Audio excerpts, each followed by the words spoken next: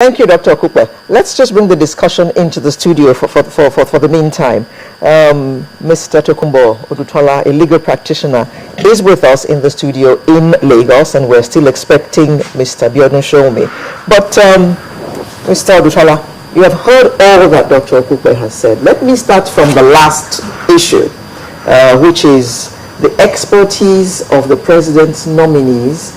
And I remember sometime last year, there was plenty of argument and toing and froing regarding the expertise of the nominees and the ministries to which they were going to be deployed, and the Senate not having such information and therefore not being able to ascertain whether these were going to be square pegs in round holes or whatever.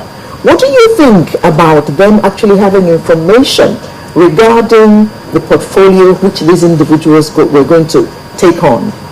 Well, if I were to share Dr. Okupe's opinion in view of the fact that there could be a reshuffle in the system, I would say yes. The main provision of the Constitution for appointment of ministers is that the ministers shall be appointed and confirmed by the Senate. The requirement of fixing their portfolio both at state and federal level in most cases does not occur. It only occurs at the point of swearing in. What we want is somebody who is capable, somebody who has integrity, somebody who has the know-how of what he's going to do. However, this whole process is a three-pronged process. There's a legal aspect, there's a political aspect, and there's a moral aspect. The legal aspect is appoint ministers, Mr. President, ensure that at least each state has a representative, ensure that there is equity, the federal character is reflected in your appointment. That is the legal provision. The political provision says for forms of government, let fools contend. Whatever is best administered is best. So if Mr. President decides to pick my Megad as Minister of Aviation, is his team. It reflects, as he has said, on who our president is. The football coach, I think is Keshi now, if he decides to take a defender for the midfield, I'm not so good at football, I think he bears the consequences. Now, if we look at the moral aspect, the moral aspect is, hey, this man has so cases before. This man is not coming to equity with clean hands.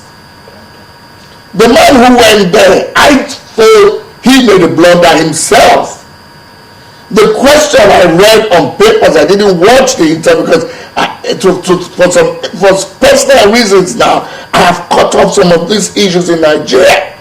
But the question that was thrown to him is, can we know more about you? And the appointee goes and says, I am so who you know have been wrongly accused. I didn't ask you whether you were wrongly accused of being involved in the death of Bola Ige or not. He opened his own can one by himself. And when you look at the political aspect, every state that is part and parcel, the president will consult the states, their leaders, his own political party there. And PDP in Osho, PDP in Lagos, give me some candidates. It happens everywhere. Both PDP, APC, anything, any party, you're in government, you want your people to feel part of this government. That is why in some states, you have some people grumbling that, hey, we run the political race, but when it comes to appointment, you say you are bringing in technocrats. Are you saying there are no technocrats in the political party?